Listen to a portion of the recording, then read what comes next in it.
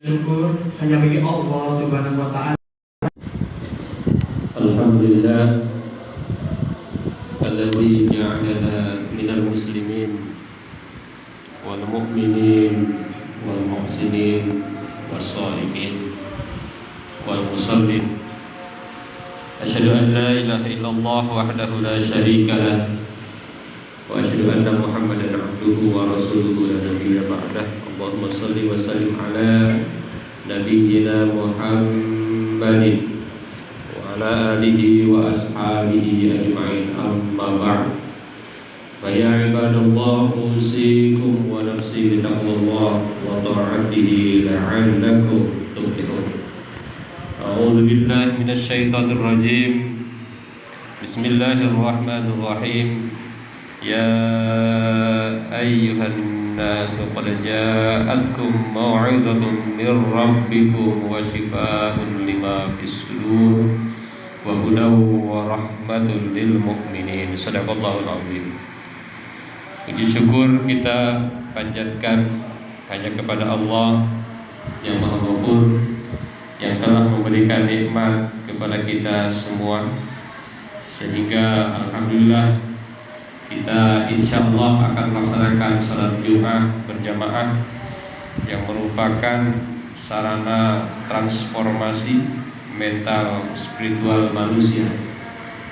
Salawat dan salam mudah-mudahan tercurah kepada Nabi yang paling mulia, Nabi yang misinya adalah menyempurnakan akhlak sebagai pancaran keimanan, Nabi Muhammad sallallahu alaihi wasallam. Oleh karena itu, maka pada kesempatan ini khatib ingin menyampaikan wasiat, marilah kita meningkatkan keimanan, ketakwaan kita kepada Allah dengan cara marilah kita diantaranya adalah bertilawah, dan bukan hanya tilawah tetapi tilawah yang menuju kedalaman ma'rifah. Hadirin jamaah Jumat yang dirahmati Allah, oleh karena itu judul khutbah kali ini adalah transformasi Qur'ani, perjalanan sufistik dari sekedar tilawah menuju kedalaman ma'rifah. Mari kita selami perjalanan spiritual ini melalui 4 pilar pencerahan. Yang pertama adalah Al-Quran sebagai syifa dan transformasi hati. Jamaah Jumat yang dirahmati Allah, dalam kacamata sufistik, Al-Quran bukan hanya teks yang dibaca, melainkan resep utama mengobati kebocoran hati dan pikiran akibat pengaruh duniawi. Perbaikan manusia seutuhnya harus bermula dari perbaikan hati. Karena kalau hatinya bagus, maka seluruh badannya akan bagus.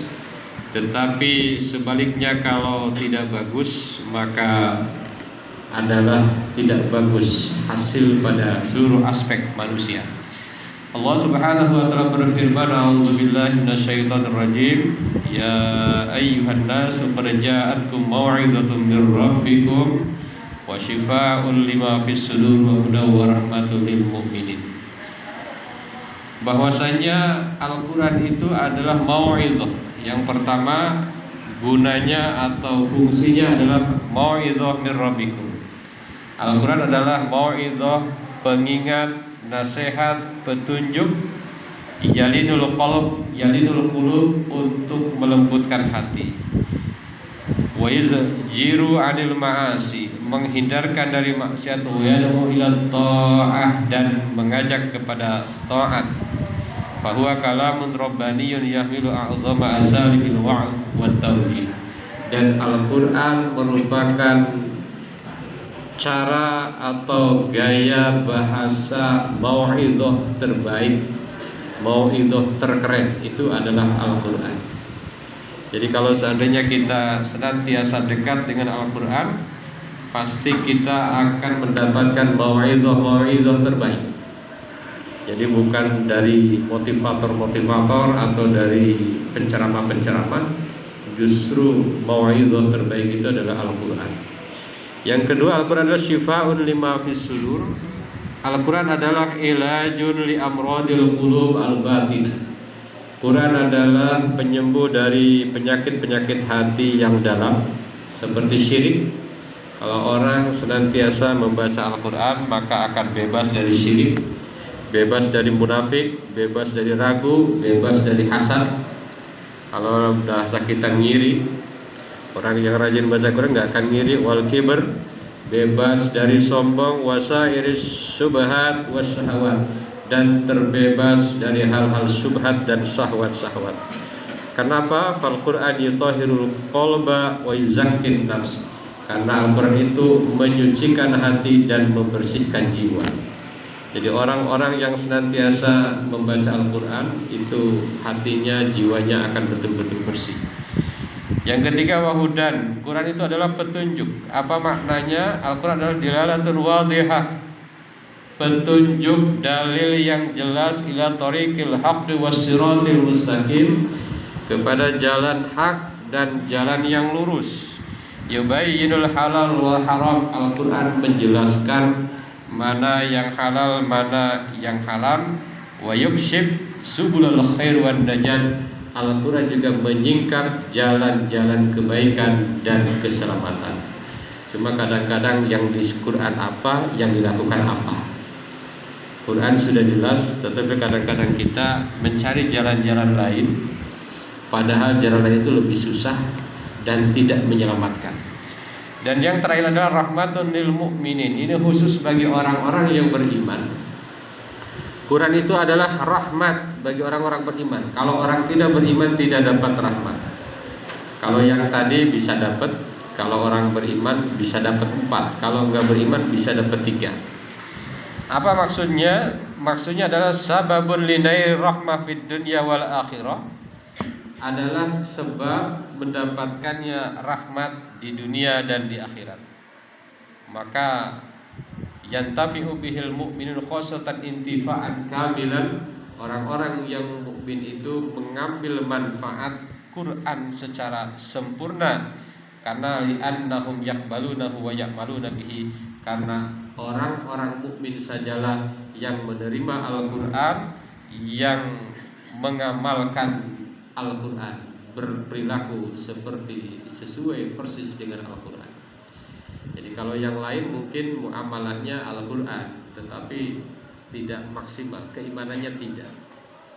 Maka kalau orang misalnya dalam berbisnis dia jujur, maka dia lebih sukses meskipun dia bukan seorang mukmin.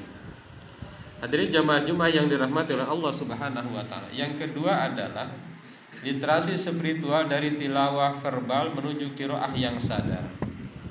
Membaca Al-Quran itu kita harus beranjak dari hanya membaca dalam arti tilawah, membaca huruf-hurufnya saja, kita menuju tilawah plus kesadaran, yakni qiraah dan tadabbur atau merenung secara mendalam terhadap konten-konten dan kandungan-kandungan yang ada dalam Al-Quran.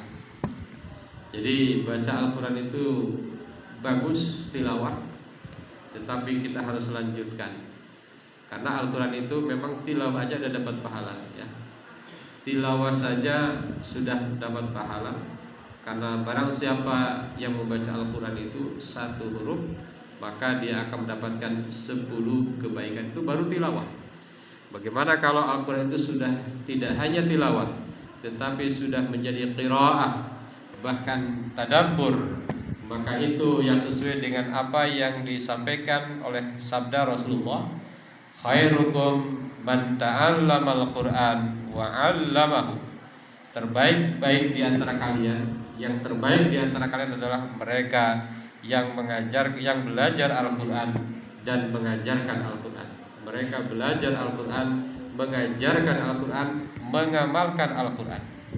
Ini yang menjadi terus tugas kita, terus menjadi target kita. Kita harus senantiasa membaca Al-Quran, harus senantiasa mentadabburi Al-Quran, harus senantiasa mengamalkan Al-Quran untuk diri kita dan masyarakat kita. Kalau seandainya umat Islam itu betul-betul melaksanakan Al-Quran, maka sesungguhnya umat Islam adalah umat yang paling maju, umat yang paling terdepan, tidak akan terkalahkan. Tapi kadang-kadang namanya kehidupan banyak sekali rintangan-rintangannya, sehingga kadang-kadang Al-Quran itu jauh dari diri kita. Hadirin jamaah yang dirahmati Allah Subhanahu wa taala. Yang ketiga adalah meraih ketenangan batin melalui kesadaran muraqabah. Seringkali jiwa manusia itu gelisah dan jauh dari penciptanya, maka Al-Quran hadir untuk menghadirkan rasa diawasi atau muraqabah dari Allah yang menenangkan. Mukmin yang visioner akan selalu bertanya, apakah tindakanku ini mendekatkan diri kita kepada Allah? Apakah diri ini semakin dekat dengan Allah, ataukah diri ini semakin jauh dari Allah Subhanahu wa taala? Maka Allah Subhanahu wa taala berfirman, a'udzubillahi minasyaitonir rajim, alladzina amanu wa tatma'innu qulubuhum bidzikrillah, ala bidzikrillahi tatma'innul qulub. Yaitu orang-orang yang beriman dan hatinya tenang dengan zikir kepada Allah. Kata Al-Quran, ala bidzikrillahi tatma'innul qulub. Ingat, hanya dengan zikir kepada Allah hati menjadi tenang. Dalam Al-Quran diungkapkan ala bidzikrillah. Al-Quran tidak bilang ala tatma'innul qulub bidzikrillah, tapi dibalik. Ala bidzikrillahi tatma'innul qulub. Dalam bahasa Arab, kenapa dibalik? Itu menunjukkan makna hanya. Seperti dalam Al-Fatihah, iyyaka na'budu. Allah tidak bilang na'budu iyyaka atau na'buduka. Kenapa? Karena di situ ada kata hanya. Hanya dengan zikir kepada Allah hati akan menjadi tenang. Hanya dengan zikir kepada Allah hati akan mendapatkan ketenangan yang sesungguh-sungguhnya. Kalau yang lain mungkin dapat ketenangan, tetapi ketenangannya tidak maksimal. Ketenangannya hanya fata morgana, ketenangannya hanya tipuan. Tetapi dengan zikir kepada Allah, ketenangan itu akan didapat dengan ketenangan yang sempurna, ketenangan yang tidak ada cat-catnya, ketenangan yang hakiki dari Allah Subhanahu wa taala. Kalau kita masih sering gundah-gulana, atau pasti kita dalam sebulan, dalam setahun ada hari-hari yang gundah, maka dekatilah Al-Quran dan zikir-zikir yang lainnya. Itulah yang akan menenangkan hati kita. Hadirin jamaah Jumat yang dirahmati Allah, yang terakhir adalah puncak makrifah, meleburnya ego dalam ridho ilahi. Kedalaman makrifat adalah ketika seorang hamba tidak lagi diperbudak oleh dunia dan egonya sendiri. Jadi ketika kita ini ingin mendapatkan ma'rifatullah, intinya adalah bahwa ketika kita ini tidak dikungkung oleh dunia, tidak dikungkung oleh nafsu sendiri, oleh ego, tetapi ibadah kita ini ibadah yang transformatif, di mana iman menjadi imam. Iman menjadi imam. Jadi iman kita yang akan membawa kita, yang akan memimpin kita atas nafsu kebinatangan dalam dirinya sendiri. Orang yang mengenal Allah adalah menemukan bahwa ilmu adalah penghibur terbaik dalam kesendirian, dan segala sesuatu yang baik adalah manifestasi dari sifat jamal Allah Subhanahu wa taala. Tanpa transformasi perilaku, tanpa adanya perubahan perilaku, maka ibadah itu adalah hampa yang hanya akan menghasilkan kelelahan fisik. Ketika kita sholat, kalau seandainya sholat kita adalah sholat yang ma'rifatullah, maka sholat itu betul-betul menghadirkan kedamaian. Maka di dalam Al-Quran dikatakan bahwa mintalah pertolongan kepada Allah dengan sholat, karena sholat itu begitu berat. kecuali bagi orang-orang yang khusyuk.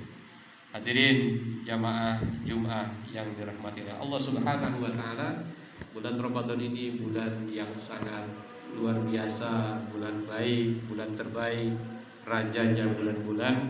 Mudah-mudahan kita semua terus bisa mentransformasi diri kita, terutama berkaitan dengan Al-Quran. Kita baca Al-Quran, yang belum baca kita baca, yang belum bisa baca belajar baca, yang sudah baca jangan hanya membaca, tetapi kita pahami, kita tadabburi, dan mudah-mudahan kita bisa melaksanakannya. Barakallahu li wa lakum fil Qur'anil azim wa nafa'ana wa iyyakum bima fihi minal ayati wa dzikril hakim. Aqulu qouli hadza astaghfirullahal azim.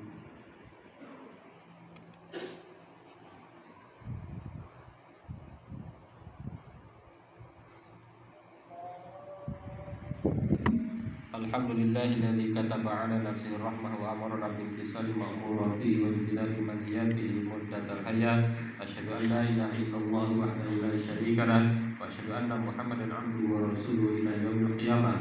Allahumma shalli wa sallim 'ala hadzal nabi al-karim Muhammadin wa 'ala alihi wa ashabihi ajma'in.